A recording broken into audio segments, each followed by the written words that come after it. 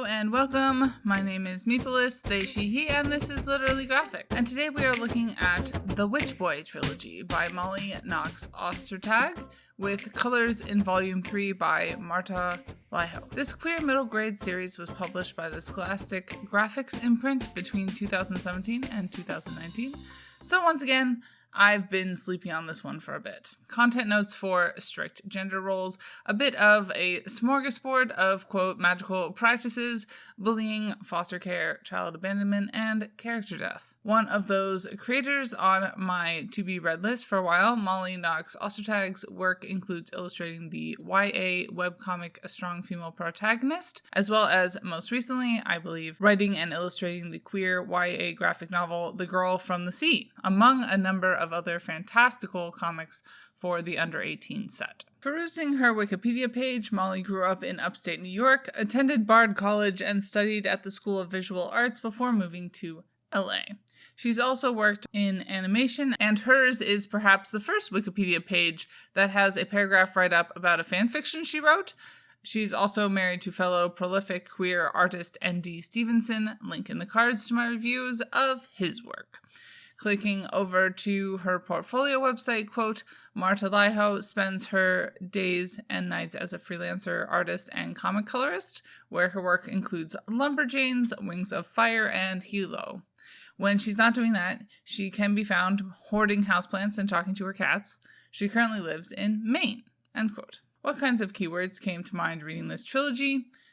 Community versus individuality, biofamily and chosen family, friendship, boundaries, healing, runes, reasons, coming of age, and education. Looking at the synopsis of Volume 1, to reduce spoilers, we have, quote, in 13-year-old Aster's family, all the girls are raised to be witches, while boys grow up to be shapeshifters. Anyone who dares cross those lines is exiled. Unfortunately for Aster, he still hasn't shifted, and he's still fascinated with witchery, no matter how forbidden it may be. When a mysterious danger threatens the other boys, Aster knows he can help. As a witch, it will take the encouragement of a new friend, the non-magical and non-conforming Charlie, to convince Aster to try practicing his skills. And it will require even more courage to save his family and be truly himself. End quote. Definitely a story aimed at a younger audience. I did still find the trilogy to be fairly charming, if plagued by some rather serious structural issues. For one thing, it felt like the first volume was much more standalone, with the second two-thirds being a bit tacked on. Scrolling through the Goodreads reviews, the most ridiculous critique of the series is that the art is bad. This is simply not true at all, and seems to be coming from people grasping at straws because they apparently can't stand boys doing so-called girl things.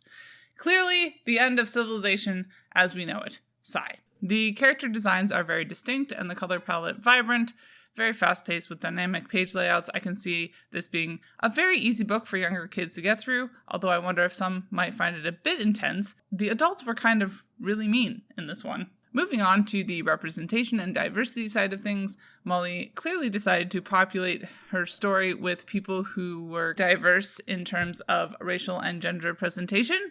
We also clearly see same-sex, same-gender couples.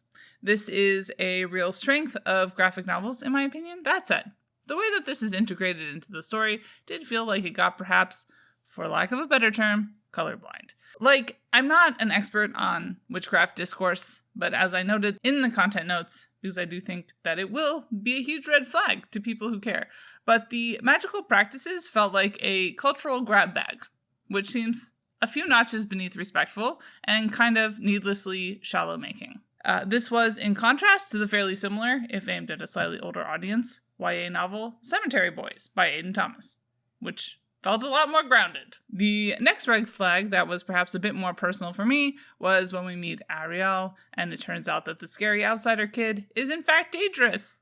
Of course, spoilers, there's a character arc to bring her into the community, so there's that. But scary kids, by and large, do not deserve the stigma that they receive. Unsurprisingly, class felt a bit ignored. Ability and disability was touched on briefly, with one of the children breaking their leg, which meant that they couldn't go to summer camp, but then Aster heals their leg.